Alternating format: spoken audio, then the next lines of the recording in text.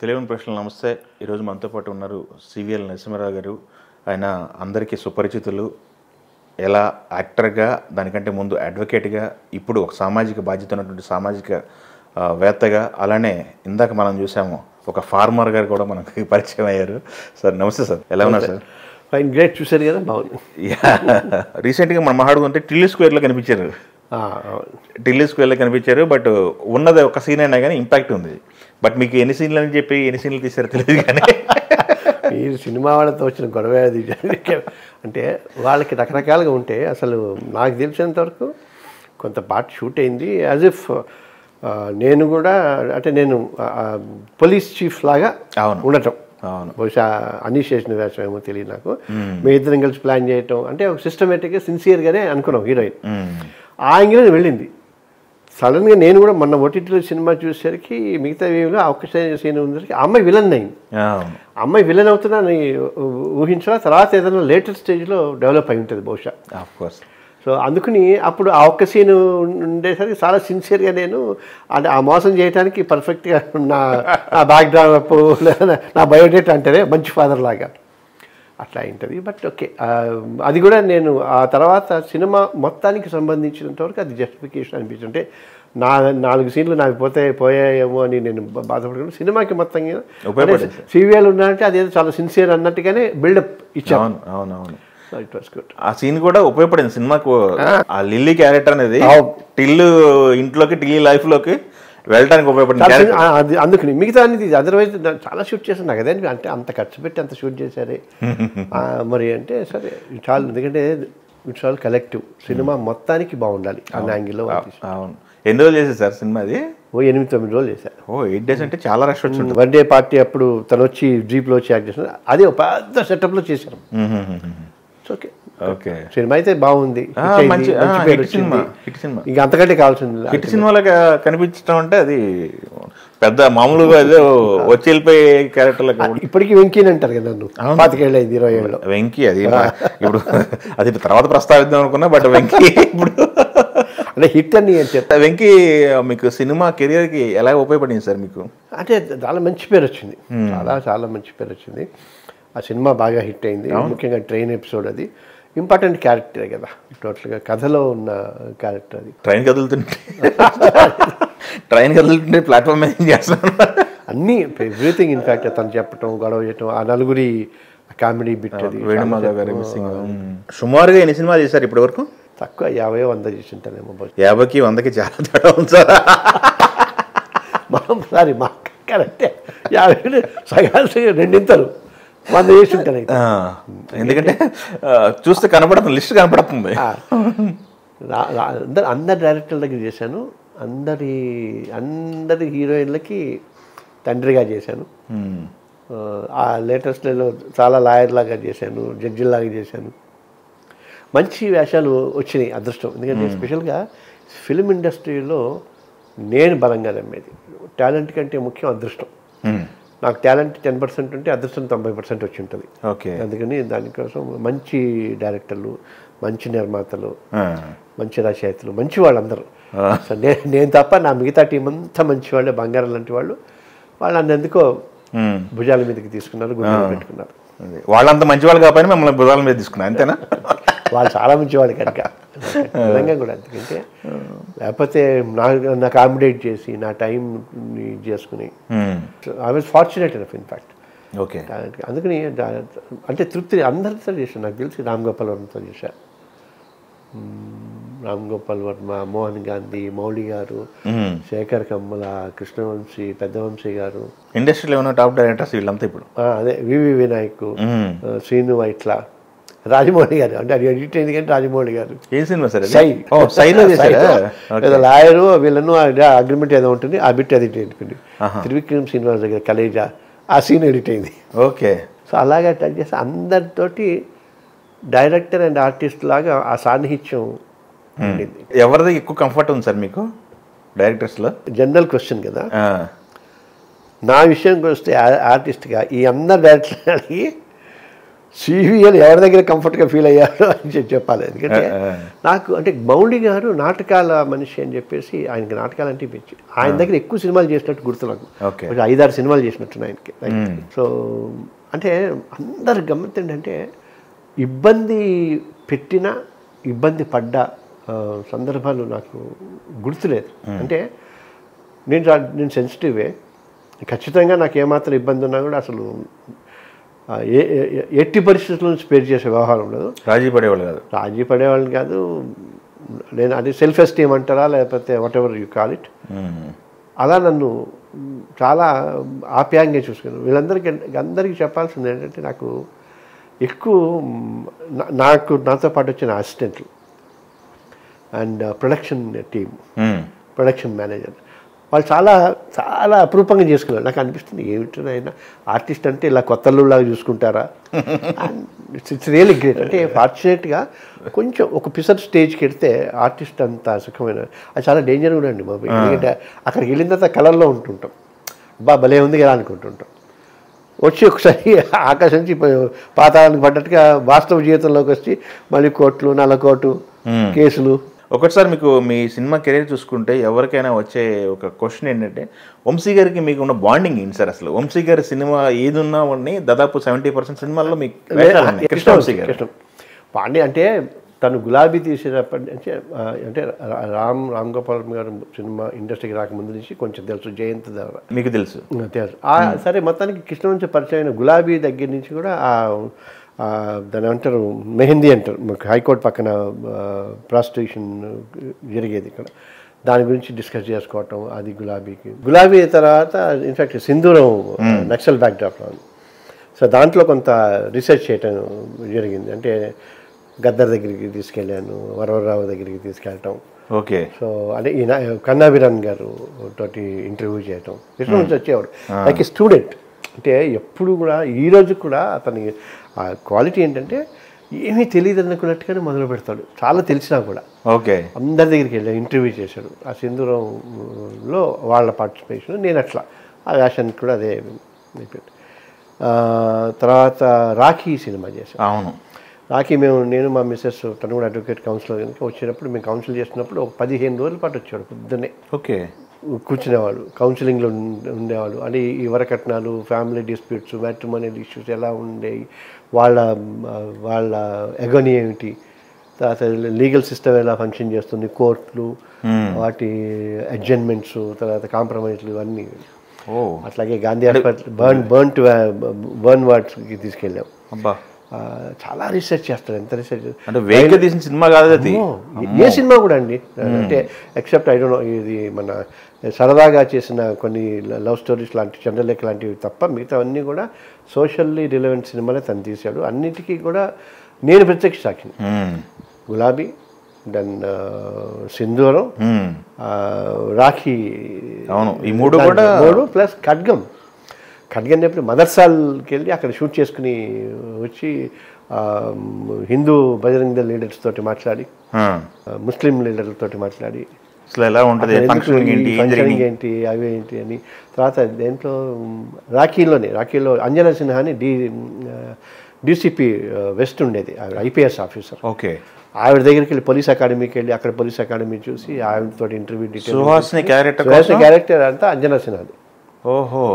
So ఏది కూడా హబ్సాడ్గా just ఇప్పుడు మీకు గుర్తున్నాను, అందులో ఇప్పుడున్న కేసులన్నీ కావాలంటే 360 సంవత్సరాలు పడుతుంది అని ఇవన్నీ కొన్ని అన్నీ కూడా వాస్తవికంగా తను అనుభవించి ఫీల్ అయ్యి సమాజానికి ఒక సొల్యూషన్ ఇస్తే బాగుంటుందని ఫీల్ అయ్యి తీసిన సినిమాలో కృష్ణవంశీ ఇవన్నీ.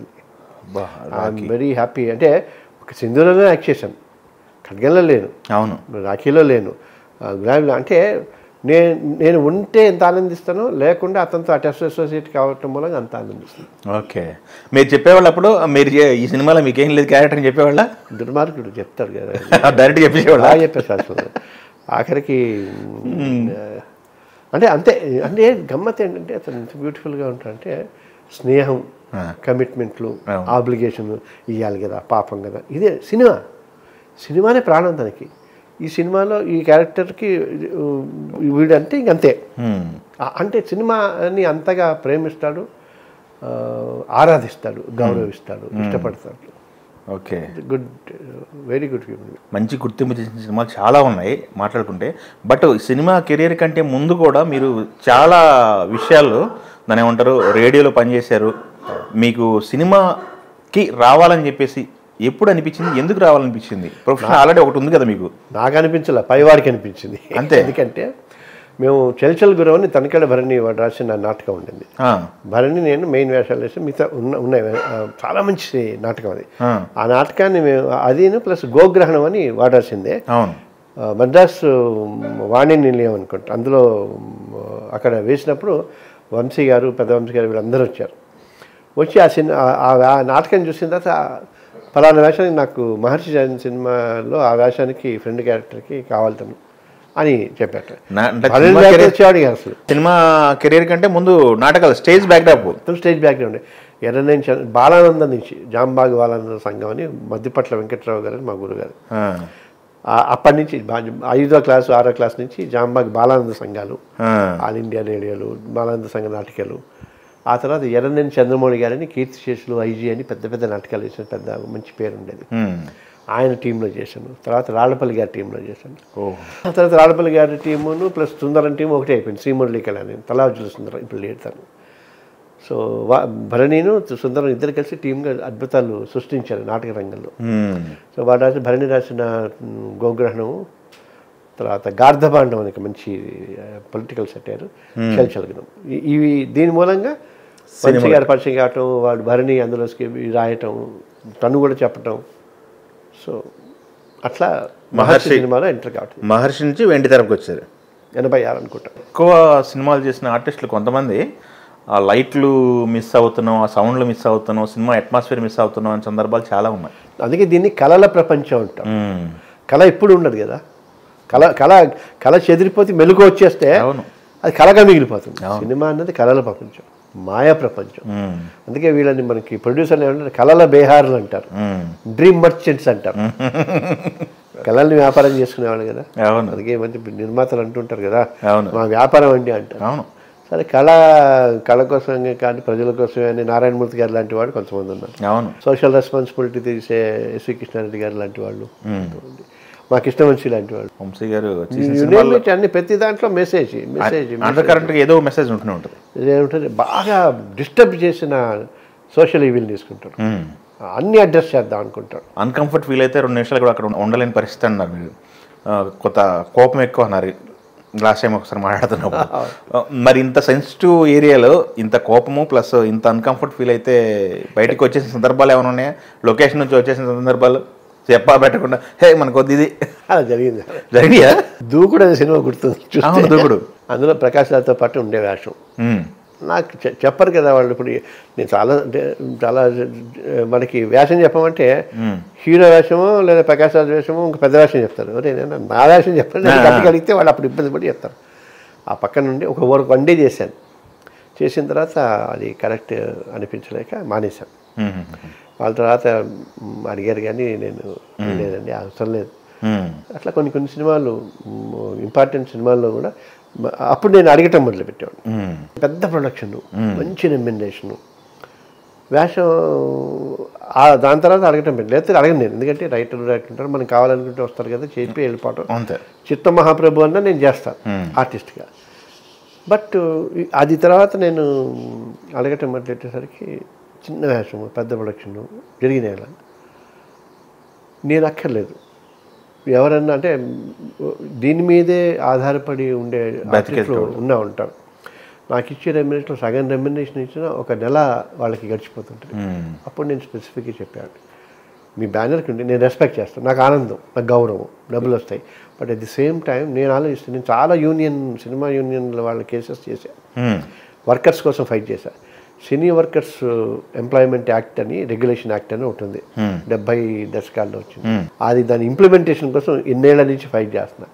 నేనే చేస్తూ ఏదో వచ్చింది కదా అని చేసేస్తే కాదండి అని అంటే, చాలా మంచి వాళ్ళు నేనే we respect your this thing అని అర్థం చేసుకుని ఉన్నవాళ్ళు ఉన్నారు. ఎందుకంటే ఏది పడితే అది అని ఎందుకు మనకి, భగవంతుడు ఎంత మంచివాడు, మమ్మల్ని సెలెక్ట్ చేసి ఇస్తున్నాడు.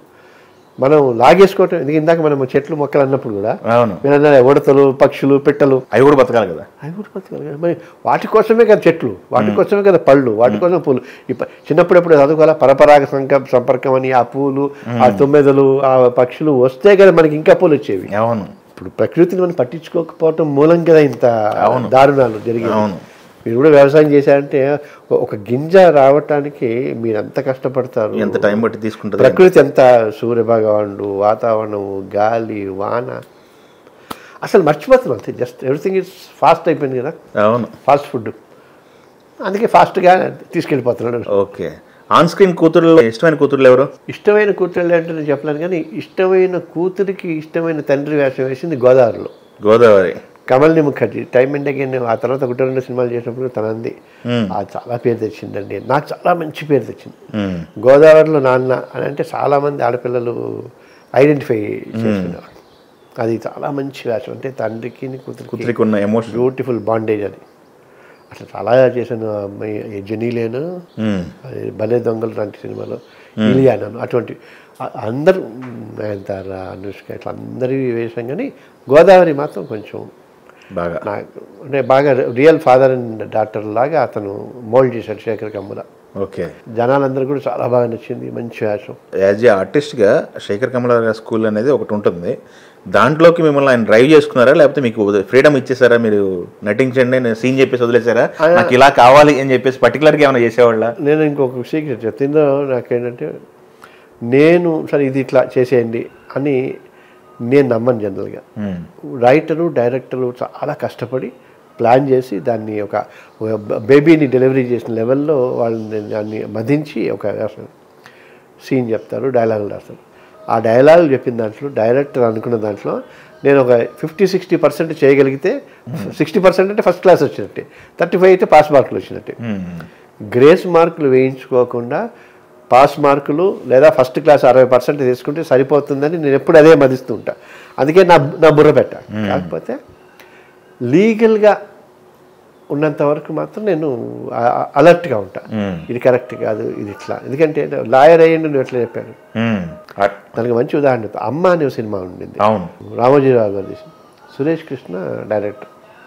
దాంట్లో నేను ఒక లాయర్ని, దానికి జ్యోతి అని హీరోయిన్. కస్టడీ, పాప కస్టడీ కోసం ఏదో వస్తుంది, అదేదో చిన్న టెక్నికల్గా లీగల్గా అది కరెక్ట్ కాదు సార్, ఇది అది ఏంటి అని, ఇది ఇట్లా కరెక్ట్ కాదండి నేను అట్లా రాశారండి అన్నాను ఆయన. బట్ ఇది కాదని ఇది సెక్షన్ అని ఏదో చెప్పాను. అయితే రాశాను మీరు అంటే హీ బిలీవ్డ్. రాశాను, సరే అని రాశాను. వెంటనే ఆయన ఒరిజినల్ స్క్రిప్ట్ ఈయన రాసింది తీసుకొచ్చి మొత్తం చూపించారు. ఆ స్క్రిప్ట్లో మన ఇది నా వేషం అది చూపించి ఎడం చేత్తో లెఫ్ట్ సైడ్ గ్రీన్ ఇంక్తోనో రెడ్ ఇంక్తోనో రామోజీరావు గారు రాసేసి అండర్లైన్ చేసి have you verified the legal position అని క్వశ్చన్ మార్క్ పెట్టాడు. అంటే ఏదైనా సినిమాని స్క్రిప్ట్ అది చూసుకుంటూ అలా చేసుకుంటూ ఆయన ఎంత అంటే సురేష్ కృష్ణ చెప్తే నాకు అసలు మర్చిపోయింది. అందుకు కదా ఆయన అంత గొప్ప. రామోజీరావు గారు స్క్రిప్ట్ పక్కన నా డైలాగ్ ఉంటుంది కదా చెప్పాను, దాని పక్కన have you verified legal position. ఏదో ఆశామేషంగా సాక్ష్యాధారాలను పరిశీలన మీదట అన్ని సెక్షన్ల ప్రకారం వీడికి ఊరేస్తున్నావు అని అనకుండా, ఇంతకుముందు అయితే ఉండేది, ఇప్పుడు ఇంకొంచెం బాగా రీసెర్చ్ చేస్తున్నాను కనుక. ఓకే. అంటే అట్లా అది తప్ప నాకు నేను వేలు పెట్టను. ఓకే. ఇప్పుడు కొన్నిసార్లు హైకోర్టులోనో లేదా హైకోర్టుని సెషన్ కోర్టుని హైకోర్టు వ్యవహారాలు, తర్వాత ఆ పక్కన ఉండే డెఫేదర్ వచ్చి జడ్జి గారు ఒళ్ళో కూర్చోటాలు, ఇటువంటివి ఏవో కొన్ని చేస్తుంటారు. అవి అడుగుతున్నప్పుడు చెప్తా అంటే అది కూడా, లేకపోతే మరీ ఇబ్బందిగా ఉండి ఇదేంట్రా నాయన అని అంటే తప్ప. ఎందుకంటే కోర్టు ప్రొసీజర్స్ కూడా, ట్రయల్స్ కూడా రకరకాల, అంటే వేరే వేరే స్టేట్స్లలో వేరే వేరే ప్రాంతాల్లో రకరకాలుగా ఉంటున్నాయి. అవును. ఆ సీటింగ్ కానీ అవి కానీ ట్రిబ్యునల్స్ అట్మాస్ఫియర్. ఓకే. సో అందుకని ఆ ఫ్రీడమ్ సినిమాలు తీసుకోవచ్చు, బట్ నా ఇంటర్ఫరెన్స్ అసలు ఉండదు. వాళ్ళు చెప్పింది చేస్తే మనం అదే పాస్ అయినట్టు లెక్క. ఇంకోటి సార్, మనకి సినిమాలో చూసుకుంటే పవన్ కళ్యాణ్ చేశారు, రవితేజ చేశారు, వెంకటేష్ గారు కాంబినేషన్లో చేశారు. స్టార్ హీరోలు చెప్పుకోదగ్గ ఇప్పుడు చిరంజీవి గారితో చేశాను చిరంజీవి గారు ఠాగూర్, అదే మంచి వేషం. అది వినాయక్ గారి కాంబినేషన్. వినాయక్ గారు ఆయన కూడా ముచ్చటపడే వేషం చేశాడు. వినాయక్ గారు కూడా ఏంటి సార్ పరిస్థితి? చిరంజీవి గారితో ట్రావెల్ ఒక సినిమానా? అంతే, అదొకటి ఠాగూర్ ఒకటి. తర్వాత పర్సనల్గా కలిసిన సందర్భాలు ఉన్నాయేమన్నా? ఎప్పుడు లేవు. ఎప్పుడు లేవు. ఆ రోజు అక్కడ ఆ షూట్లో కలవటం తప్ప. రవితేజ గారితో ఈ సినిమాలు చేశారు కదా సార్, వెంకయ్య ఒకటి చేశారు, తర్వాత దుబాయ్ సీన్ చేసినట్టున్నారు. దుబాయ్ సీన్ చేశాను, నిప్పు చేశాను. ఆర్టిస్ట్ కంటే కూడా సొసైటీలో గౌరవం ఉన్న వ్యక్తి సివిఎల్ నరసింహారావు గారు అని చెప్పేసి ఎట్లా ఉండేది? బాగానే ఉండేది. అందరూ గౌరవంగా ఉంటారు, ఇష్టంగానే ఉంటారు. రవితేజ ఇన్ఫ్యాక్ట్ కేఎస్ రామారావు గారు ఒక సీరియల్ డైరెక్ట్ చేశాను నేను. మీరు జెమినీకి మల్లాది వెంకటకృష్ణమూర్తి నవల. గొల్లపూడి మారుతిరావు గారు, తర్వాత ధర్మరపు సుబ్రహ్మణ్యం. అప్పుడు అతను డైరెక్షన్ డిపార్ట్మెంట్లో ఉన్నాడు రవితేజ. మీ దగ్గర అసిస్టెంట్ డైరెక్టర్ పనిచేసాడు? నా దగ్గర పనిచేయండి, నా డైరెక్షన్ డిపార్ట్మెంట్లో మా కలీగ్ అనుకుందాం. అసిస్టెంట్ డైరెక్టర్ అదే మీకు హెల్ప్ఫుల్గా ఉన్నారు మీ డైరెక్షన్ డిపార్ట్మెంట్లో. రవితేజ గారు డిపార్ట్మెంట్లో ఉన్నాడు. తర్వాత ఆయన గుర్తు చేసుకునే వాళ్ళకి కలిసినప్పుడు అయ్యో చాలా మంచివాడు. అంటే ఎప్పుడు తన మూలాలను మర్చిపోవాలి, అది నాకు నచ్చిన విషయం. అంటే జనరల్గా ఏంటి నేను అసిస్టెంట్ డైరెక్టర్ చేసేవాడినా అన్న పాయింట్ ఉంటుంది. అంత ఎదిగిన రాదు, అస్సలు లేదు. ఈ వాజ్ సో హంబుల్. ఎందుకంటే నాకు కూడా ఎక్కువ నేను నా వేషం అది తప్ప నాకేమీ పెద్దగా తెలియదు. ఎక్కువ నేను అందులో ఇంటరాక్షన్ కాదు. నా కోట్లు నా కేసులు ఉండే నాకు సంబంధించినందుకు చాలా బంగారం. అసలు ఎవ్వరూ అంటే ఇదేంటి ఇలా మారిపోయాడు, అతను ఇంకా అతను మారటానికి అవకాశం ఉంది, మారాల్సిన అవసరం ఉంది, మారలా పాపం. మంచివాడు. అదే స్టార్డమ్ వచ్చిందంటే తెలియాలి కదా, తెలియదు. స్టార్డమ్ వచ్చినా అందరు చెప్తుంటే స్టార్డమ్ వచ్చింది కామోను రవితేజ అనుకోవాలి, కానీ ఆయన అయితే అలా బిహేవ్ అసలు. ఓకే, నాకు తెలిసి ఆ ట్రైన్ సీన్ అంతా ఒక 1 week 10 days చేసి ఉంటారు. 5 days చేసాం. 5 days 6 days చేసాం. ఇక్కడి నుంచి వెళ్ళటం, కాచిగూడ నుంచి వెళ్ళటం, అక్కడెక్కడ దాకా వెళ్ళటం, మళ్ళీ వెనక్కి వెళ్ళటం, 3 సార్లు 4 సార్లు రావటం. అప్పుడు ఒరిజినల్ ట్రైన్ తీసుకున్నారు, ఇప్పుడంటే సెటిల్ వేస్తున్నారు. అప్పుడు ఒరిజినల్ ట్రైన్ ట్రావెల్ చేస్తుంటూ వెళ్ళేది. చేసేసి బాగా చేశాను. మంచివాడు పాప. అంటే చాలా కష్టపడి వచ్చాడు. అంటే అదొక ఉదాహరణ. కసి ఉన్న వాళ్ళు ఎప్పుడైనా చిరంజీవి గారు, తర్వాత రవితేజ, జూనియర్ ఎన్టీఆర్, వీళ్ళందరూ ఎగ్జాంపుల్. నాని ఇప్పుడు it's not that exactly star son అని కాకుండా కూడా ఏలేదు, I'm going to make it, I will make it అన్న ఆ కసి, hard work, that paid it. అందరికీ ఒక కోర్టు అనగానే ఒక బోను, పైన పీఠం పైన జడ్జి గారు, కింద 2 tables, డిఫెన్స్ ఎఫెన్స్, ఈ అట్మాస్ఫియర్ కనపడుతుంది సినిమాలో. ఒరిజినల్గా అట్లాంటివి ఉన్నాయండి? అట్నే ఉంటాయి. కానీ కోర్ట్ సీన్ చేస్తుంటే, ఒక కేసు నడుస్తుంటే, నాకు ఇప్పటికీ చెప్పాలని ఉంటుంది, కానీ ఒక సీన్ నడుస్తుంటే కోర్టులో గమ్మత్ ఏంటంటే మొత్తం లాయర్లు అందరూ కూడా ఆ కేసు మీదే అలా చూస్తూ ఉంటారు, ఇలా అంటుంటారు. రియల్ కోర్టు ఎవ్వరు పట్టించుకో. జడ్జి గారు ఆ కేసుకు సంబంధించిన ఈ లాయరు ఆ లాయరు వాళ్ళ క్లయింట్లు తప్ప ఇక్కడ అందరూ ఇప్పుడు మాట్లాడుకుంటారు, చదువుకుంటుంటారు, రాసుకుంటారు. వాళ్ళ ఎవరు బట్టి అటువైపు చూడరు. జాతిరత్నాల్లో కోర్టు సీన్ ఒకటి ఉంది, మీరు చేశారు కదా. నేను అదే అని అనుదీప్ని. నేను అసలు ఎప్పుడు నాకు చాలా ఆనందం. నాకు కామెడీ అంటే ఇష్టము, విలనీ అంటే ఇష్టము. నాటకాల్లో ఎక్కువ కామెడీ వేషాలు వేసాను. బట్ అక్కడికి వచ్చేసరికి చాలా ఆనందంగా ఎట్లా అనుకున్నా అంటే, లేదు గురుగారు, నాకు సింధూరం చూసినప్పుడు చాలా నచ్చిన సినిమా, నాకు ఈ కామెడీ కూడా వేస్తే బాగుంటుందని అనిపించింది, చేయగలుగుతానని అనుకున్నాను అన్నాను. I was really very happy. అందుకని మీకు ఒకసారి చూస్తే ఆ జాతిరత్నాలు లాంటి సినిమా ఒకటిను, విలన్గా మోహన్ గాంధీ గారి సినిమా ఒకటి, కలవారి చెల్లెలు కనక మహాలక్ష్మి అని మోహన్ గారి సినిమా. అదే సాయి కుమార్ అన్న క్యారెక్టర్, సురేష్ విలన్ క్యారెక్టర్. దాంట్లో నేను విలన్. ఇట్లా అదొకటి ఇది ఒకటి తప్ప అసలు నేను ఎప్పుడు కూడా రాము ఈజ్ గుడ్ బై లాగా. మీతో మామూలుగా బయట మాట్లాడుతుంటే మీరు దాని ఏమంటారు, పంచులు అవి టైమింగ్ ఉంది. బహుశా చూసే అనుదీప్ ఆ వేషం ఇచ్చానేమో. నాకు ఐ ఎంజాయ్డ్ దట్ గమ్మత్తుగా. అంటే చాలా సరదాగా అనిపించింది. అది people have received it also well. Sir ఇంకోటి సార్, మీకు ఇందాక కామెడీ అంటే ఇష్టం అన్నారు.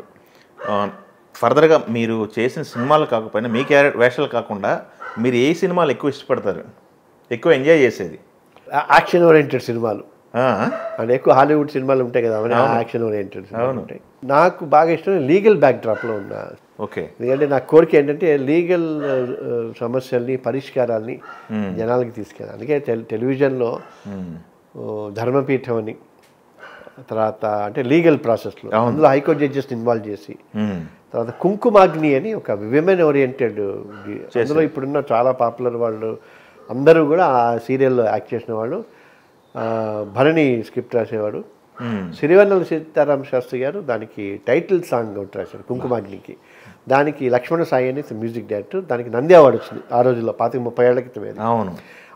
అన్ని ఇష్యూస్ పెట్టేవాడు. అంటే మెయింటెనెన్స్ కానీ, డైవోర్స్ కానీ, cheating in the name of marriage అని కానీ, అవుట్రేజ్ మోడెస్టీ అని కానీ, రేప్ అని కానీ, ఇట్లా అన్ని స్త్రీలకు సంబంధించిన ప్రాబ్లమ్స్ అన్నింటినీ ఎపిసోడ్గా దూరదర్శన్లో టెలికాస్ట్ చేసాం 25-30 ఏళ్ళకి. అట్లా ధర్మపీఠం అంటే ఇవన్నీ కూడా షూట్లు పెట్టి అన్ని డ్రామటైజ్ చేసిన వెర్షన్స్ చేసాం. ఓకే.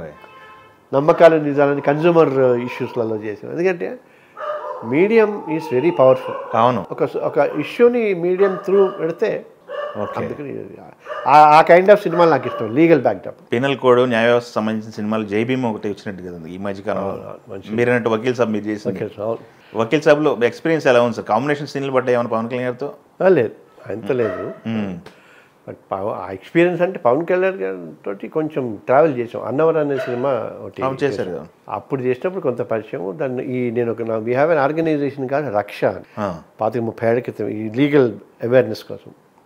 దాంతో ఆయన ట్రావెల్ చేసి డిస్కస్ చేసి జైల్లో ఉన్న ప్రిజనర్స్ ఉంటారు కదా, అవును, అండర్ ట్రయల్స్, వాళ్ళకి షూటీస్ గీటీస్ లేకుండా, కొంతమంది అసలు ఏ సపోర్ట్ లేకుండా, బెయిల్ కూడా లేకుండా, షూటీస్ ఇచ్చేవాళ్ళు లేకుండా కోర్టు జైళ్ళలోనే మగ్గేవాళ్ళు, వాళ్ళకి హెల్ప్ చేద్దాం అనుకుని ఆయనకు ఒక ఐడియా ఉండింది. అప్పుడు నేను బాగా రీసెర్చ్ చేశాను. అప్పట్లోనే ఆయన దాని ఏమంటారు కామన్ మ్యాన్ ప్రొటెక్షన్ ఫోర్స్ పెట్టారు. దానికి నేను జనరల్ సెక్రటరీని, ఆయన చైర్మన్. మాతోటే రిజిస్టర్ అయింది. కొంత దాంట్లో అప్పుడు బాగా చర్చలు జరిగాయి. ఆయనకి మాత్రం విపరీతమైన సమాజం పట్ల, లెస్ ఫార్చునేట్ పట్ల విపరీతమైన concern. Leave about all other things ఉన్నారు. అది అయిపోయింది. ఆ తర్వాత ఆయన ప్రజారాజ్యం పెట్టిన తర్వాత ఇది కంటిన్యూ చేయలేమండి అని అన్నా. సరే ఓకే అనుకున్నా, అక్కడితో ఆగిపోయింది. దాదాపు 10 ఏళ్ల తర్వాత కలిసాం వకీల్ సాబ్లో. ఫ్యాషన్ లేదు అంటే ఉందండి, చిన్న కాంపిటీషన్ ఉంటుంది. చిన్న అంటే అతన్ని జైలు నుంచి, పోలీస్ స్టేషన్ విడిపించి, అది పోలీస్ ఇన్స్పెక్టర్ అవుతాడు, విడిపించిన తర్వాత ఒక చిన్న డైలాగ్ ఎత్తా, మళ్ళీ ఇటువంటి పిచ్చి పిచ్చి గొడవల్లోకి వెళ్ళకు జాగ్రత్త అంటే సరే అంటాం. ఆ బిట్ కాంబినేషన్, ఆ సీన్ కోసం ఎందుకో తెలియదు కానీ లైటింగ్ గీటింగ్ ఒక 1 గంట 45 మినిట్స్ టైం తీసుకున్నాను. అప్పుడు ఏంటి మీరు ఇక్కడ అంటే ఇదే గుర్తు చేసుకున్నాను. అప్పటికి ఆ పాత ఎలక్షన్స్ అయిపోయినాయి. 10 ఏళ్ళు అయింది అప్పటికి. ఎందుకంటే I don't be in touch with general. అవును. అప్పుడు ఆ 45 మినిట్స్ కూడా మళ్ళీ సమాజం పట్ల, జనాల పట్ల అంటే అరుదు, అంటే అంతగా తపన పడే మనిషి. సరే ఇప్పుడు పొలిటికల్గా, ఇప్పుడు రాజకీయం అంటే అదొక వ్యవస్థ, అదొక సైన్స్.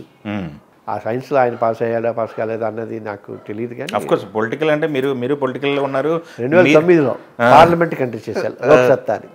అంటే మనం అధికారమే ఉండాలి, చేద్దాం అని అప్పట్లో ఫుల్. ఇంకా 2009 అగ్రెసివ్ ఉండాలి. సికింద్రాబాద్ నుంచి పార్లమెంట్ కంటెస్ట్ చేశారు. బట్ రాజకీయాలు చాలా మంచివే కానీ పెద్ద ఓషన్ సబ్జెక్ట్. అందరూ ప్రజల్ని మోసం చేసేవాళ్ళు చాలామంది, 99%. చాలామంది తెలిసి మోసం చేస్తున్నారు, కొంతమంది తెలిసి తెలియక వాళ్ళు మోసపోతూ మిగతా వాళ్ళు కూడా మోసం చేస్తున్నారు. లేకపోతే అసలు ఇంతమంది ప్రతివాడు పాపం రాజకీయం గురించి మాట్లాడే ప్రతివాడు ప్రజలను బాగు చేద్దామని వాడిగా, ప్రజల మంచి కోసమే కదా. మరి ఎందుకు ఇంత కాన్ఫ్లిక్ట్? ప్రజలు పిచ్చోళ్ళనే. అదే కదా. 10 మంది ఉన్నారు రాజకీయాల్లో, 10 పార్టీలు కావచ్చు, ఇండివిజువల్స్ కావచ్చు. ఇప్పుడు ఈ మధ్య ఐఏఎస్లో ఐపీఎస్లో ధోరణి కూడా బాగా పెరుగుతుంది కదా. అట్లనే కదా మేము వెళ్ళింది. సో మరి నువ్వు బాగా చేసినప్పుడు, నువ్వు ఒక చోట నిలబడి గెలిచినప్పుడు, ఓడిపోయినప్పుడు, నీకు 1,00,000 వస్తే 1,00,000 ఇంకొక 10 ఓట్లు వచ్చినప్పుడు గెలుస్తాడు. మరి నువ్వు ఓడిపోయినట్టే గెలిచినట్ట. 1,00,000 మందిని సపోర్ట్ చేశారు కదా. మనం వదిలేసి ఎట్లా ఇష్టం? Because you have not gone in to the assembly or parliament. నేను 2009 తర్వాత 5 ఏళ్ళు అట్లనే ఫైట్ చేశాను. Supported by 52,612 voters from Secunderabad parliament అని. మీకు పోలేని ఓట్లు? నాకు పోలేని ఓట్లు. అప్పుడు టీఆర్ఎస్లో డిప్యూటీ చీఫ్ మినిస్టర్గా ఉన్నాను నేను. ఆయన 30,000 ఓట్లు టీఆర్ఎస్ వాళ్ళకి, నాకు 52,000. లోక్సత్తా మీద అంతగా నమ్మారు. నమ్మిన తర్వాత వదిలేసాం కదా. ఆయన గెలిచాడు, ఆ నెక్స్ట్ టైం ఓడిపోయాడు, వదిలేసాడు. పార్టీ ఉందో లేదో తెలియదు. ఎవరన్నా ప్రవీణ్ కుమార్ గారు, ఆయన జేడీ లక్ష్మీనారాయణ గారు, ఏంటి ఒక నియోజకవర్గానికి వెళ్ళాం, దీన్ని మార్చడానికి ట్రై చేయి, నమ్ముతారు. గెలిచిన ఓడిపోయినా అక్కడ ఉండు అంటే ఏమనుకుంటున్నావు? అందరు పిచ్చేళ్ళని. అందుకే సినిమా వాళ్ళు కాబట్టి వెన్స్డే అని సినిమా అని గుర్తున్నా, నసీరుద్దీన్ షా.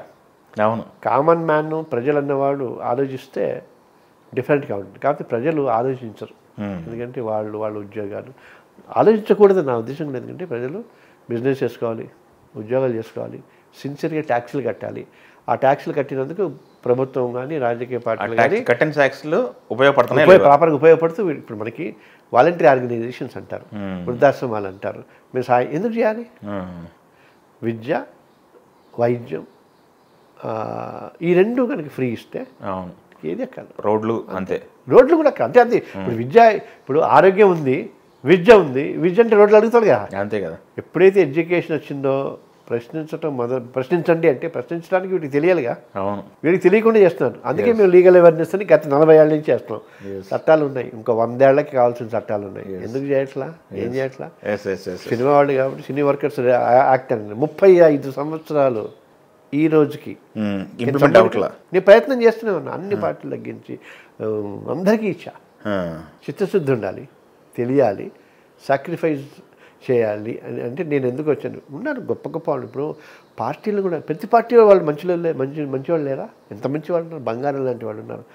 ఆస్తులు అమ్ముకుని ప్రజల కోసం సేవ చేసేవాళ్ళు ఉన్నారు.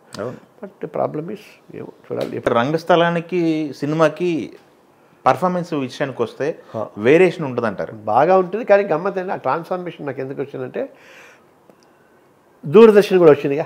నాటకాలు, రేడియో, మైకు, అక్కడి నుంచి టెలివిజను. సో తెలియకుండా ఆ ట్రాన్స్ఫార్మేషన్ వచ్చింది. అదర్వైజ్ మీరు అన్నది 100% రైట్. నాటకాల్లో నటరాజులు అని అద్భుతమైన నీరాజనాలు అందుకున్న వాళ్ళు కెమెరా దగ్గర బాగా ఫెయిల్ అయిన వాళ్ళు ఉన్నారు. అనేది అబ్బా ఏంటది. But at the same time నాటకాలు బాగా హెల్ప్ చేసిన వాళ్ళు టీవీలో ఉన్న వాళ్ళు మీకు అద్భుతం. కోట శ్రీనివాసరావు, బ్రహ్మానందం, నూతన్ ప్రసాద్, రాళ్ళపల్లి గారు, భరణి, అవును, సో మెనీ పీపుల్. అంటే ది మేడ్ ఇట్. కోట శ్రీనివాసరావు, కోట శంకర్రావు. కోట శ్రీనివాసరావు గారి టాపిక్ వచ్చింది కాబట్టి మీకు ఇంత మునుపు మీరు చెప్పిందే ఒకటి. కోట శ్రీనివాసరావు గారికి ఆయన ఎప్పుడు చెప్తుంటారు, ఇది ఇందాక 90% మనకి టాలెంట్ ఉన్నా కానీ 10% లక్ ఉండాలని చెప్పేసి. ఇందాక మీరు దాన్ని రివర్స్ చేశారు. నేను అది ఎందుకంటే నాకు ఇంత అదృష్టం పట్టడానికి నా టాలెంట్ అని నేను అనుకోను. ఉంటుంటాను టాలెంట్ ఉంటాను 10% అని, బట్ 90% భగవంతుడు నాకు చూస్ చేసి నాకున్న అర్హత కంటే ఎక్కువ అందలాన్ని ఇచ్చాడు భగవంతుడు. Okay, thanks to the friends and industry. ఇంకొకటి ఆయన నోట్లోంచి వస్తుంది ఏంటంటే, కాస్త ఇక్కడ ఉన్నోళ్ళకి వేషాలు ఇవ్వండాయా, ఎక్కడి నుంచి తెచ్చేందుకు వేషాలు అని చెప్పేసి టాపిక్ ఎప్పుడు ఆయన కెమెరా కనపడదంటే అందరికి సజెషన్ ఇస్తుంటారు పాపం, ఇండస్ట్రీలో ఉన్న డైరెక్టర్లకి అందరికి కూడా. దానిపైన మీ ఒపీనియన్స్?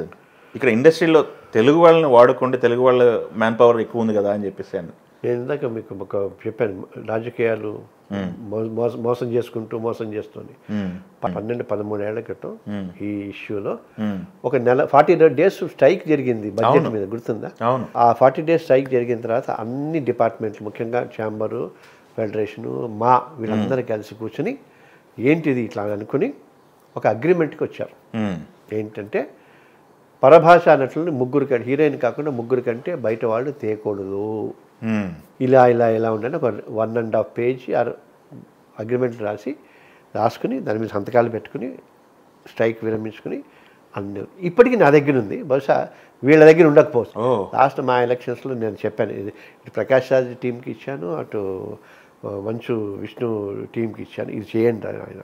ఎందుకంటే వీఆర్ నాట్ అగైనెస్ట్ బయట వాళ్ళు రావటం. అట్లంటే లతా మంగేష్కర్ పాడింది, రఫీ పాడారంటే ఇబ్బడి ముబ్బడిగా అది పిచ్చి. అంటే ఇప్పుడు దూరపు కొండల నునుపు, పొరుగుంటి పుల్లకూర రుచి అని ఇప్పుడు 100 ఏళ్ల క్రితం పెట్టారు. దానికి సరి అయిన న్యాయం చేస్తూ ఉట్టి తెలుగు పరిశ్రమ ఏడుస్తోంది. ఇలాగా ఏ పరిశ్రమ తీసుకోండి, ఇప్పుడు మనకి దాన్ని ఏమంటారు, మలయాళీ కానీ, కన్నడ కానీ, తమిళ్ కానీ, హిందీ కానీ, భోజ్పూరి, ఏ సినిమా ఇంతగా కొట్టుకుపోయే లెవెల్లో ఉంటారు. ఎంటర్టైన్మెంట్ ఇండస్ట్రీలోకి సంబంధించినంత వరకు ఉన్నారు కనుక లిస్ట్ వేయండి. ప్రతి ఒక ఆర్టిస్టు బయట నుంచి వచ్చాడు, దానికి ప్రత్యామ్నాయంగా నేను 5 ఆర్టిస్టులు చూపిస్తాను ఇక్కడ తెలుగులో. అద్భుతమైన వాళ్ళు ఉన్నారు. ఎందుకు చేయవు? నువ్వు కదా ప్రమోట్ చేసేది. కొత్త వాడు ఎవడో వస్తాడు, వాడిని ప్రమోట్ చేసి మాకు అలవాటు చేస్తున్నారు కదా. అవును, అలవాటు అయిపోయిన వాళ్ళు అయిపోతారు. వాడు ఆల్ ఇండియా ఇప్పుడు ఐకే ఆల్సో ఇండస్ట్రీ ఇప్పుడు ARRR, బాహుబలి లాంటి వాళ్ళని మల్టీగా కావాలి. ఇప్పుడు కొన్ని సినిమాలు అమితాబ్ బచ్చన్, మోహన్ లాల్, కన్నడ రాజ్ కుమార్, చిరంజీవి గారు ఇలా ఉంటాయి. అది వదిలేస్తే అది ప్యాన్ ఇండియా మార్కెట్ కోసం. ఇది ప్రతి సినిమాకి మీరు చేస్తే ఎంత ఇది అడగాలి. దానికి సంబంధించినంత వరకు కొన్ని లక్షల మంది గొడవ పెట్టారు. అవును, అయింది. ఎందుకు అడగట్లేదు? 12 years బ్యాక్ జరిగింది సార్ అగ్రిమెంట్. ఇది మా అసోసియేషన్ కన్నా ఛాంబర్కి అగ్రిమెంట్ జరిగిందే. మొత్తం ఇండస్ట్రీ ఫెడరేషన్కి ఫెడరేషన్ మొత్తం సంతకాలు పెట్టుకున్నాయి. వాళ్ళకి దానికి సంబంధించి మాకు అందరికి లెటర్లు రాశారు. అన్నీ ఉన్నాయి, ఇలా చేయాలి ఇలా చేయాలి. బాంబే నుంచి అంటే ఇప్పుడు హీరోయిన్ కాకుండా ఒక ఇద్దరు మొత్తం ముగ్గురు మీద అంటే ఇంపార్టెంట్ అనుకున్నారు, లేదా సినిమాకి ఏదో బలం అనుకున్నారు అనుకుంటే బహుశా అన్నారు, అంతవరకు ఇచ్చారు. ఇప్పుడు అసలు ఒక్కొక్క సినిమాలో 6 మంది 7 మంది ఇంపార్టెంట్ క్యారెక్టర్లు అందరూ వాళ్ళే. ఇక్కడ ఎంత టాలెంట్ ఉన్నా కూడా వాళ్ళు అసలు ఇగ్నోర్ చేయాలి. ఇప్పుడు మీరు ఒకళ్ళకి వేషం ఇచ్చి వాళ్ళు చేయకపోతే ఇక టాలెంట్ లేదండి అని అనుకోవచ్చు. అవును, ఎందుకు లేదు? ఇక్కడ ఉందిగా, ప్రూవ్ చేసుకున్నారుగా. మీకు కోట శ్రీనివాసరావు గారి విషయం చెప్తాను మీకు. ఆయనకు అవసరం లేదు కానీ పాపం తపన పడ్డాడు. మనీనో పరేష్ రావులు, బహుశా మనీ సినిమా కూడా పరేష్ రావులు కోట శ్రీనివాసరావు తేలిపోయాడు అసలు ఆన్లా అంటే. ఇప్పుడు మనకి అది ఇంకంతే, ఇప్పుడు ఇంకా ఎక్కువైపోయింది. ఇది అడిగేవాళ్ళు లేరు, సిస్టమ్ పాడైపోయింది, మా పోయింది. ఇప్పుడు 2 రాష్ట్రాలు అయిపోయినాయి. ఇప్పుడు మా అన్నది పాప ఆంధ్రప్రదేశ్లో ఉందో లేదో తెలియదు. ఇక్కడే కదా మొత్తం అంతా. మరి సినిమా వాళ్ళందరూ అక్కడ చీఫ్ మినిస్టర్లు అవుతున్నారుగా, ఎమ్మెల్యేలు అవుతున్నారు, ఎంపీలు అవుతున్నారు. అంత ద్రోహం చేయకూడదు కదా ఆంధ్రప్రదేశ్ ప్రజలకి కదా. వాళ్ళు కూడా అడగాలి కదా. ఇప్పుడు ఏదైనా పక్క రాష్ట్రానికి రావాలి కదా. ఇప్పుడు శ్రీకాకుళంలో, రాజమండ్రిలో, విజయవాడలో ఉన్నవాళ్ళు ఎవరైనా సినిమాలో యాక్ట్ చేయాలంటే పక్క రాష్ట్రానికి రావాలి. ఇప్పుడు మీరు అది టాపిక్ రేజ్ చేశారు మా ఎలక్షన్స్ అప్పుడు కూడా. ఆ ఎలక్షన్స్ నిలబడిందే అందుకుని అదే గొడవ చేసి నా ఏంటంటే తెలంగాణ వాదము. ఇంకోటి తెలంగాణ వాదం అంటే ఇది కావాలని కానీ ఇప్పుడు భోజ్పురి ఉన్నాయి, హిందీ సినిమాలు ఉన్నాయి, మరాఠీ సినిమాలు ఉన్నాయి, ఒరియా ఉన్నాయి, కొరియా, అన్ని రకాల ఏ భాషలో ఉన్నాయి ఆ భాషలో ఉంటున్నాయి. ఎందుకు? ఇప్పుడు దీని ఈ భాష సినిమాల మీదే కదా డిపెండ్ అయ్యి రాష్ట్రం కూడా వచ్చింది. ఎన్ని రకాలుగా అంత మోసాలు, దౌర్జన్యాలు. చిత్రపురి కాలనీ గురించి మాట్లాడితే ఎంత తక్కువ మాట్లాడితే అంత మంచిది. ఏం సార్ బాగానే ఉన్నట్టుంది అది. ఏం మాట్లాడితే అందరూ ఇప్పుడు సినిమా వాళ్ళు ఎంతమంది మా లాయర్లు, సాఫ్ట్వేర్ వాళ్ళు, పొలిటీషియన్స్ అందరూ వాళ్ళే కదా ఉంటున్న వాళ్ళు మొత్తం. అంట వాళ్ళ వాడు ఏమైనా లాయర్ అంటే వీడు మేకప్ మ్యాన్ అంటాడు, నువ్వు సాఫ్ట్వేర్ అడివే కదంటే నేను అసిస్టెంట్ డైరెక్టర్ అంటాడు. ఏంటిది అంటే సరే ఇక అన్ని వదిలేసాం. ఎందుకంటే మీ దగ్గరికి రాలేదు సార్ కంప్లైంట్? నేనే చేశాను కదా. నేను ఒక 20 ఏళ్ళు చేశాను ఫైట్. చిత్రపురి చేసాం. కొన్ని కేసుల్లో నోటీస్ ఇస్తే వాళ్ళకి ఎవరెవరి తరఫున నోటీసులు ఇచ్చామో, కేసులు ఇచ్చామో వాళ్ళకి మాత్రం అది ఇచ్చేసి ఆ ఇష్యూ చల్లబరిచారు. బట్ ఏదైనా అనుకోవట్లేదు. ఇప్పుడు తెలంగాణ ఎందుకు రాలా? ఎన్నాళ్ళు పట్టింది? పాపం పండాలి కదా. ఇప్పుడు 2వ రాష్ట్రం అయింది, అందరూ అక్కడికి పరిగెత్తారు. ఇంతకుముందు లేదు కదా. ఎట్లయితే సమాఖ్యాత అన్నారు, కాలేదు, అందుకు వెళ్ళారు. ఇప్పుడు వెళ్ళి విడిపోయినా కూడా అన్నదమ్ములు విడిపోతే ఎలా ఉంటుంది? ఇప్పుడు అక్కడ ఇండస్ట్రీ అయిందనుకోండి, అక్కడ ఇండస్ట్రీకి కూడా బాగా డెవలప్ అయితే ఇప్పుడు 1,00,000 మందికి వచ్చేది 2 లక్షల మందికి వస్తారు. 100 సినిమాలు తీసి 200 సినిమాలు తీస్తారు. 2 తెలుగు రాష్ట్రాలు అద్భుతంగా ఉంటాయి. తెలుగు లాంగ్వేజ్, తెలుగు ఒకటే కదా, భాష అంటారు కదా, భాషే కదా. తెలంగాణ భాషా సాంస్కృతిక శాఖ అని ఉంటుంది, మీకు తెలుసు లేదు? 10 ఏళ్ళు అయిందిగా, తెలీదా? తెలంగాణ భాషా సాంస్కృతిక సంఘం. మరి దాన్ని తెలంగాణ యాస సాంస్కృతిక సంఘం ఉన్నారా? ఇప్పుడు నేను ఇందాక చెప్పినదే మేధావులు. మీరు ఈ ఇంటర్వ్యూ చూస్తారు కొన్ని లక్షల మంది, వాళ్ళు కూడా నిజంగా తెలుగు ఒకటే కదా అనుకుంటున్నారు. ఈ తెలుగు రాష్ట్రమా తెలంగాణ? అదే దీన్ని తెలంగాణ అంటారు. తెలంగాణ భాష. ఆ రాష్ట్రాన్ని ఏమంటారు? ఆంధ్రప్రదేశ్. అంతే. సినిమా ఇండస్ట్రీని ఏమంటారు? తెలుగు సినిమా అంటారు. తెలుగు రాష్ట్రం ఉందా? తెలుగు రాష్ట్రం లేకుండా తెలుగు సినిమా ఎట్లా ఉంటుంది? అవద్దంటారా మనకి? అది తెలుగు సినిమా, ఈ తెలంగాణ సినిమా, 2 మంచిగా ఉంటాయి. 2 రాష్ట్రాలు పక్క పక్కనే ఉంటాయి, 2 రాష్ట్రాలు అభివృద్ధి చెందుతాయి. ఇంతకుముందు ఒక చర్చ ఉండేది మామూలుగా, రాష్ట్రం ఏర్పడక ముందు తెలంగాణ వ్యక్తులకు కానీ తెలంగాణ టాలెంట్ కానీ ప్రోత్సహించేలాగా ఇండస్ట్రీకి సంబంధించి కాస్త ప్రోత్సాహం తక్కువైంది, ఈ 10 ఏళ్ళ నుంచి ఎక్కువైందిగా అనే టాపిక్ ఉండేది ఇంతవరకు. రాష్ట్రం ఏర్పడిన తర్వాత పరిస్థితి ఎలా ఉంది? ఆ టాపిక్ ని డైవర్ట్ చేసే విధంగా ఉందా, లేకపోతే టాపిక్ కి సంబంధించి గ్రోత్ అయిందా? మామూలు గ్రోత్ కాదు కదా. ప్రతి హీరో తెలంగాణ మాట్లాడాలి కదా. ఇప్పుడు మాట్లాడుతున్నాడా? ఓకే, ఎందుకు మాట్లాడుతున్నాడా? 10 ఏళ్ల క్రితం దాకా ఎందుకు మాట్లాడాలా? అప్పుడు కూడా ఉండేది కానీ బట్ అప్పుడు లిమిటెడ్ కాదు. అప్పుడు గూండాలు, కమెడియన్స్, సైడ్ క్యాట్లు వాళ్ళే మాట్లాడేవాళ్ళు తెలంగాణ. ఓకే, ఇప్పుడు హీరోలే మాట్లాడుతున్నారు. ఎక్స్పోజ్ అయిందంటారు బాగా. 10 ఏళ్ళు రాష్ట్రం వచ్చింది కదా, రాష్ట్రం దాలా తెలంగాణ రాష్ట్రం వచ్చింది, స్వాభిమానం వచ్చింది. తెలంగాణ ప్రాంతం నుంచి కూడా చాలా మంది డైరెక్టర్స్ వచ్చారు. ఇప్పుడు ఈ 10 ఏళ్లలో రాలా, ముందు నుంచే వచ్చారు. బాబు బి నరసింహరావు లాంటి వాడు ఇంటర్నేషనల్ ఫేమ్ ఉన్నవాడు, అల్లాని శ్రీధరు, ఎన్ శంకరు, ఇట్లా ఉన్నారు, చాలా మంది ఉన్నారు. పాత వాళ్ళందరూ. బట్ ఇక్కడ మూలాల నుంచి కథలు ఇప్పుడు వస్తున్నాయి గట్టిగా. రాష్ట్రం వచ్చింది కదా, రాకపోతే కష్టం కదా, రెవెన్యూ ఎక్కువ కదా. ఇప్పుడు అక్కడ కూడా వస్తున్నాయి, అక్కడ కూడా ఇండస్ట్రీ వెళ్ళిగా వస్తుంది. అక్కడ ఏపీలో కూడా అన్ని క్రాఫ్ట్లు వచ్చినాయి. అక్కడ కూడా ఇప్పుడు చిత్తపూరి ఇచ్చినట్టుగా 100 ఎకరాలు ఇవ్వటం, రామోజీ ఫిల్మ్ చేసిన అక్కడ కూడా 1000 ఎకరాల్లో చేయటం, అది డెవలప్ కావద్దు ఆంధ్రప్రదేశ్ రాష్ట్రం కూడా. అక్కడ వాళ్ళకి ఇప్పుడు భౌగోళికంగా మనం విడిపోయాం. మన ఇప్పుడు అన్నదమ్ములు పెద్దవాళ్ళు అయిపోయి పెళ్ళిళ్ళు చేసుకున్న తర్వాత 2 అపార్ట్మెంట్లు కొన్నట్టే, 2 ఇళ్ళు నట్టే. లేదు విడిపోతామని కొట్టుకుని పొడుచుకుంటుంటే లేదు కాదు అంటే ఎట్లయితుంది? ఉమ్మడి కుటుంబాలే కనపట్లేదు ఇప్పుడు అసలు కుటుంబాల విషయానికి వస్తే. ఇప్పుడు విడిగా ఉన్నా ఆనందంగా ఉంటే బాగుంటుంది కదా. విడిగా ఎందుకు ఎడమంటాం అని చెప్పేసి ఇక్కడే పట్టుకుని వేలాడుతుంటే అంటే ఇప్పుడు పెళ్ళిళ్ళు అయిపోయి పిల్లలు వచ్చిన తర్వాత అన్నదమ్ముల భార్యలు ఒప్పుకోరు, పిల్లలు ఒప్పుకోరు, సహజం కదా. అది దాన్ని గ్రహించాలి. అందుకే కోటేశ్వరరావు గారు అనుకుంటారు ఎవరు కావడికుండలను ఒక అద్భుతమైన అందులో ఇద్దరు కలిసి కావడికుండలాగా కలిసి ఉన్న విడిపోయినా కూడా అది తక్కువ. ఇప్పుడు మీరు అన్నట్టు కానీ ఇప్పుడు మీలాంటి వాళ్ళే భాష అని అంటే ఇప్పుడు తెలంగాణ ఆంధ్ర సారస్వత పరిషత్ ఉంది, ఇప్పుడు తెలంగాణ సారస్వతం పరిషత్ తర్వాత ఏమో తెలుగు భాషా దినోత్సవం ఉందిగా.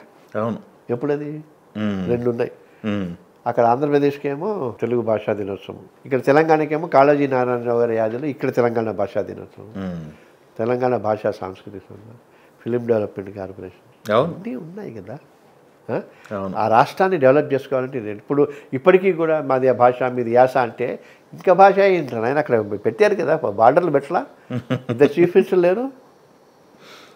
కానీ సినిమాకి మాత్రం ఒకడే ఉంటాడు, ఎందుకంటే దాన్ని తెలుగు అని పెట్టుకున్నారు. ఇంతకుముందు ఏపీ అని ఉండేది గుర్తుందా, అన్ని క్రాఫ్ట్లు ఏపీ ఉండేవి, ఏపీ ఫిలిం ప్రొడ్యూసర్స్ కౌన్సిల్, అది కరెక్టే. దాన్ని తీసుకుని ఆంధ్రప్రదేశ్ అని ఉంటే బాగుండేది. ఇక్కడ తెలంగాణ పెట్టి ఉన్నాయి, వీళ్ళని గుర్తిస్తే బాగుండేది. ఏమీ లేకుండా కబ్జా చేద్దాం అనుకుని ఏం చేద్దాం, ఇంటలెక్చువల్స్ తెలుగు అని పెడితే అయిపోయింది. ఇప్పుడు మీరు అన్నట్టే కదా 10 ఏళ్ల తర్వాత కూడా పాపం ఇంత విఘ్నులైన సీనియర్ జర్నలిస్ట్ అయిన మీరే భాష ఒకటి అనుకుంటే కామన్ మ్యాన్ ఏమనుకుంటాడు? చూసే ఆడియన్స్ తెలుగు సినిమాలు అన్నీ చూస్తారు కదా, ఒకవేళ తెలంగాణ సినిమాలు కూడా చూడాలి కదా. తెలుగు సినిమాలు అంటే తెలంగాణ కూడా చూడద్దు. ఇప్పుడు అంటే తెలుగు పెద్దన్న అనుకుందాం, తెలంగాణ చిన్నన్న అనుకోవాలిగా. చిన్నన్న లేడే అంటేనే వాడు తిరగబడతాడు. ఇప్పుడు పెద్ద మనుషుల అగ్రిమెంట్. ఇప్పుడు మీకు సినిమాలు చేస్తున్నప్పుడు ఇప్పుడు ఇట్లాంటి టాపిక్లు వచ్చాయి సార్? నేను అసలు ఉద్యమంలో బాగా తిరిగాను కదా. 2009లోనే movie artist association of Telangana అని రిజిస్టర్ చేశారు. ఒక 5 ఏళ్లకి తెలంగాణ వస్తుందనగా. ఓకే, తెలుసు నాకు ఇలా ఇప్పుడు కాకపోయినా ఇది వస్తుంది. ఇప్పుడు మీరు అన్నట్టుగా తెలియని ట్రాన్స్ఫర్మేషన్. భగవంత్ కేసులో బాలయ్య గారు తెలంగాణ మాట్లాడాలా, ఎన్టీఆర్ తెలంగాణ మాట్లాడలా, తను ఎక్కడే పుట్టాడు అనుకుంటే మరి మహేష్ బాబు మాట్లాడాలి, అందరూ మాట్లాడుతున్నారు తెలంగాణ.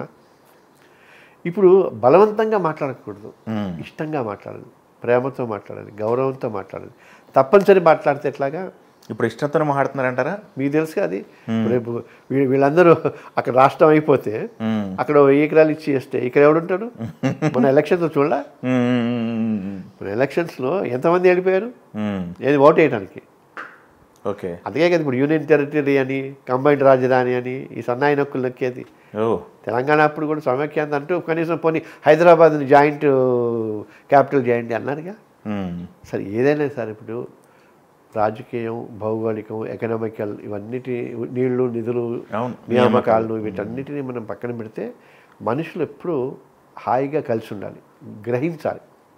ఇప్పుడు కొడుకు పెళ్ళి అయిపోయిన తర్వాత కోడలు కొడుకు ఒకటి అని అనుకోలేకుండా నా కొడుకు నువ్వు లాక్కెళ్ళిపోతావా అని అత్తమామను బెంగెట్టుకున్నట్టే ఉంటుంది ఇది కూడా కదా. అది మరీ ఘోరం కదండి. అదే అంతే కదా, అన్నీ ఇవే కదా. మీరు చేసే కేసులు ఇప్పుడు అన్ని కేసులను 498 కేసులు అత్తగారు ఫస్ట్.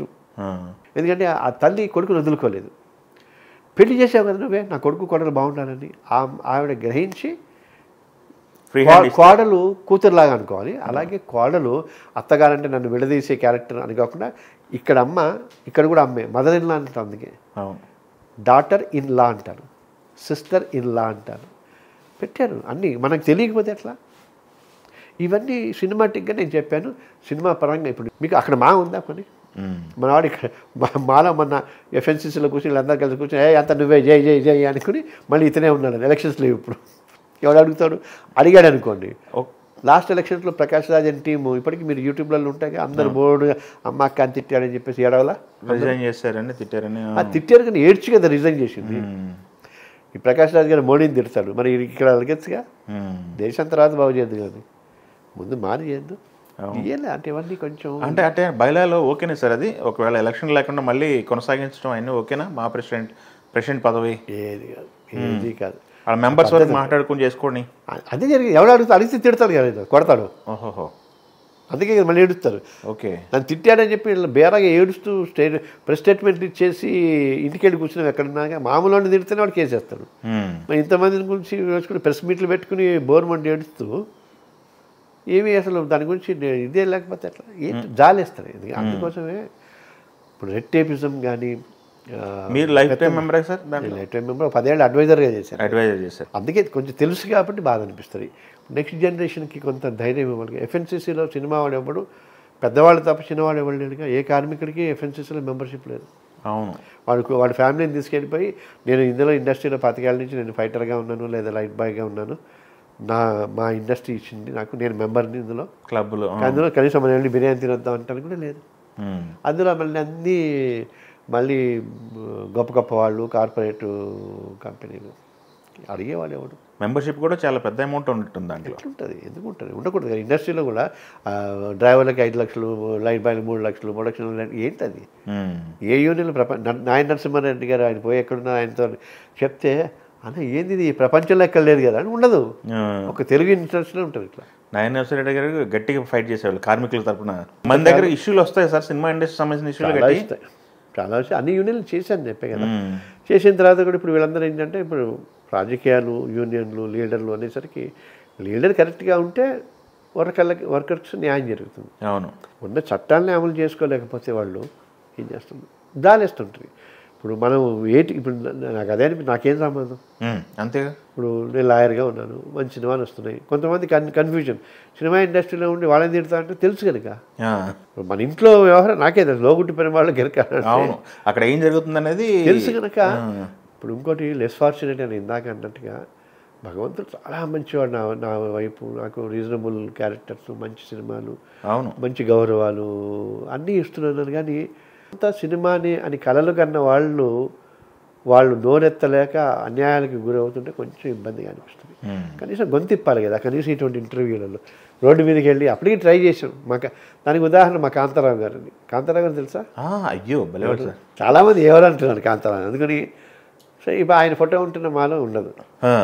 మా డైరీలు అన్నీ తీసుకోండి, నాగేశ్వరరావు, రామారావు తప్ప కాంతారావు గారి ఫోటో కానీ పేరు కానీ ఉండదు. అడిగారా మీరు? అరణ్యరోధన నేను అడిగినవన్నీ అరణ్యరోధన. మా వేటూరు సుందరరామూర్తి గారికి ఇల్లు కావాలని అడిగి ఆయన నేను ఇద్దరం అలసిపోయాను.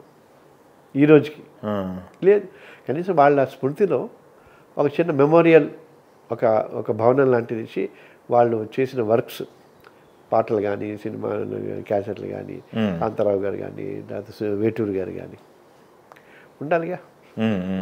వేటూరు గారికి బాగా దగ్గర వ్యక్తులా మీరు? దురదృష్టం కొద్దీ ఆయన కేసులు కొంచెం చేయాల్సి వచ్చింది.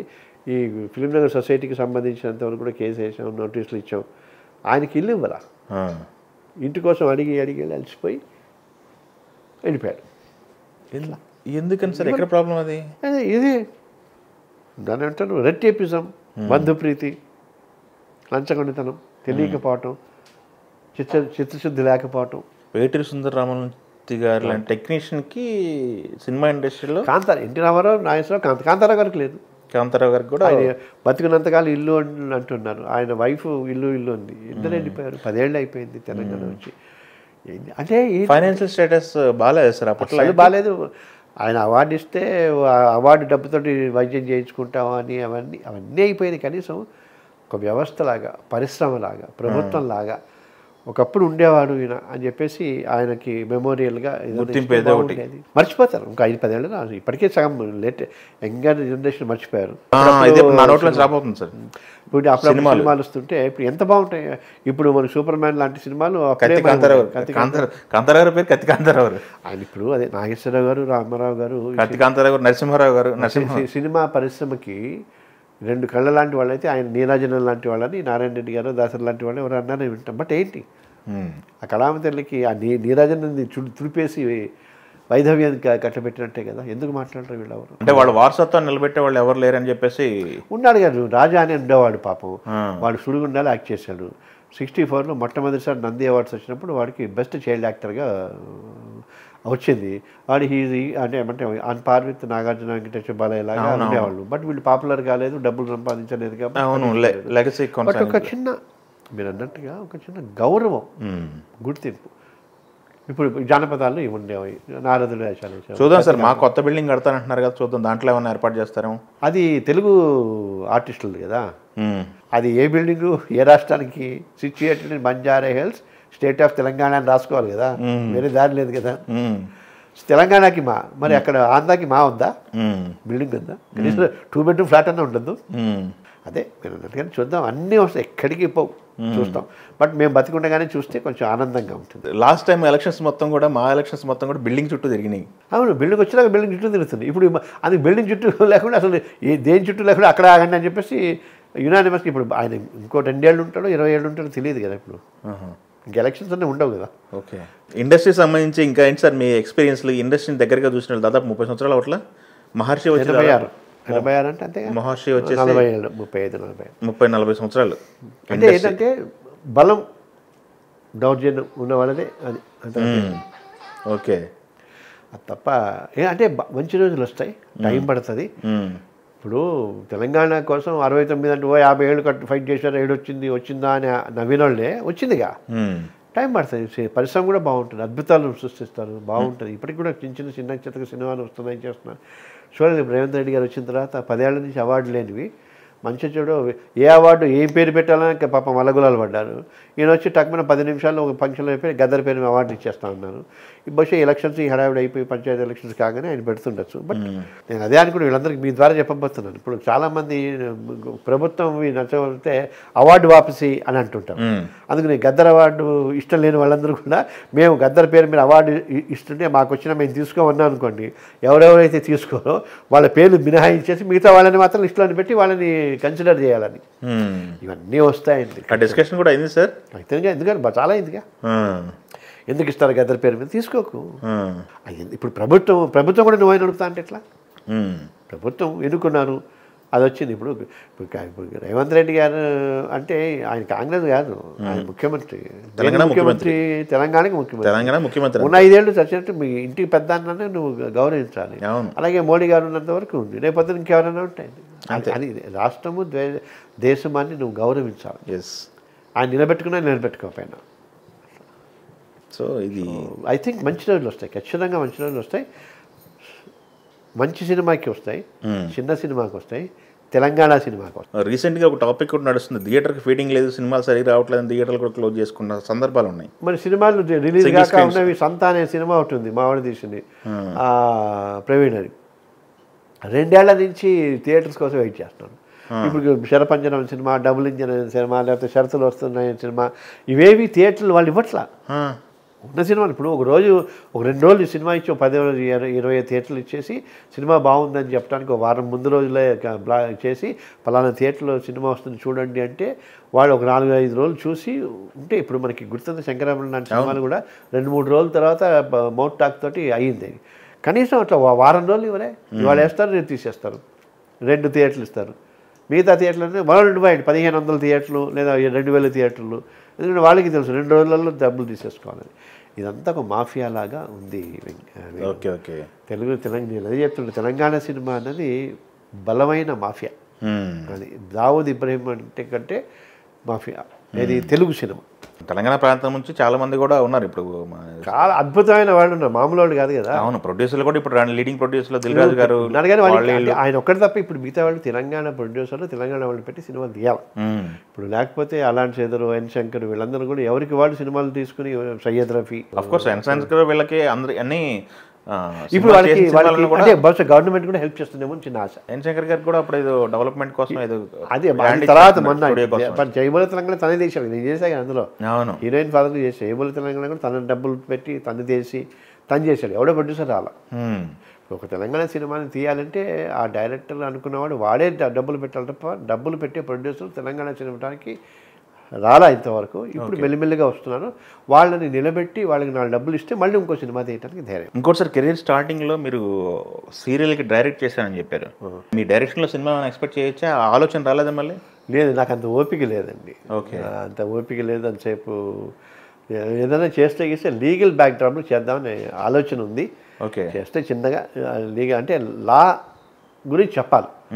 అది చెప్పటం సినిమా కనుక కొంత డబ్బుతో ఉండే వ్యవహారం కనుక కొంచెం జాగ్రత్తగా ఇంట్రెస్ట్గా చెప్పాలి. డాక్యుమెంటరీ లాగా చేయకూడదుగా. ఓకే, బట్ డాక్యుమెంటరీ ఆల్రెడీ చేసాం, సినిమాటిక్ ఎపిసోడ్. బట్ సినిమా అంటే సినిమా హిట్ అయిపోయి ఏం చెప్పాడో తెలియకుండా ఉంటే కష్టం కదా. My purpose is to tell about the law. Okay, ఎందుకంటే లా అన్నది ప్రతి వాళ్ళు తెలుసుకోవాలి, వాళ్ళకి మినిమం తెలియాలి. ఈ రోజుకి కూడా కోర్టు నుంచి విట్నెస్ సమ్మన్స్, ఎక్యూజ్డ్ సమ్మన్స్ తెలియకుండా కోర్టు నుంచి నోటీస్ వచ్చిందంటే వణికిపోయే చదువుకున్న వాళ్ళు లక్షల మంది నాకు తెలుసు. అందుకని కోర్టు అంటే సామాన్యుడి ముందుకు వచ్చేది న్యాయం ఉంది అని. ఎందుకంటే న్యాయ వ్యవస్థ మీద ఆ గౌరవం ఉంది. ఇప్పటికి కూడా మీరు ఆలోచన చేస్తే పెద్ద సమాజంలో కోర్టు అంటే భయం ఉంది, గౌరవం ఉండాలి. ఇప్పుడు దేవుడు అంటే భయం ఎందుకు ఉండాలి? భక్తి ఉండాలి, గౌరవం ఉండాలి, ప్రేమ ఉండాలి, ఇష్టం ఉండాలి. అలాగే కోర్టు అంటే కూడా గౌరవం ఉండాలి, భక్తి ఉండాలి. భయం ఉంటే దూరం అయినట్టే. అందుకే దీనికోసం 25-30 ఏళ్ళ నుంచి నేను ట్రై చేస్తున్నా. నేను ఆలోచన చేయటం అని కాదు, చట్టాలు ఉన్నాయి. అవును, 1987లోనే లీగల్ సర్వీసెస్ అథారిటీస్ యాక్ట్ అని ఉంది, లోక్ అదాలట్లు ఉన్నాయి, మీడియేషన్స్ ఉన్నాయి. ఎవ్వరు లాయర్ దగ్గరికి వెళ్ళక్కర్లా, ఏళ్ల తరబడి ఉండక్కర్లా. ఇప్పుడున్న చీఫ్ జస్టిస్ ఆఫ్ ఇండియా కూడా అదే అంటున్నాడు. ఆయన ఆఖరికి మన సినిమాని కూడా రిఫర్ చేశాడు. దామిని సినిమాలో సన్నీ డియోల్ అంటాడు, ఏముంది మీ కోర్టులలో తారీఖ్ తారీఖ్ తారీఖ్ అని. మన ఒక ఫ్రేజ్ ఉంది, బాగా జనాల్లో పాపులర్ అనే ఫ్రేజ్ ఉంది, తారీఖ్ పే తారీఖ్ తారీఖ్ పే తారీఖ్ అని. అలాంటి అపప్రద పోగొట్టుకుందాం అని అన్నాడు. అంటే సినిమా ఎంత పవర్ఫుల్, న్యాయ వ్యవస్థ ఎంత పవర్ఫుల్ ఆలోచన. మీ జర్నీలో సినిమా అనే ఒక అంకాన్ని అయితే ఈరోజు మా తెలుగు వన్ ప్రేక్షకులకి చూపించే ప్రయత్నం అయితే చేశారు. మీ చక్కటి మాటలు ఇన్స్పిరేషన్ కూడా ఉన్నాయి. అలానే మీలోని సామాజిక కోణం, అలానే మీ వృత్తికి సంబంధించిన సజెషన్స్ కూడా మా తెలుగు ప్రేక్షకులకి అందిస్తారు త్వరలో అని చెప్పేసి కోరుకుంటూ, దానికి మళ్ళీ ఒకసారి మనం కలుద్దాం. షూర్గా. All the very best sir. Thank you very much అండి.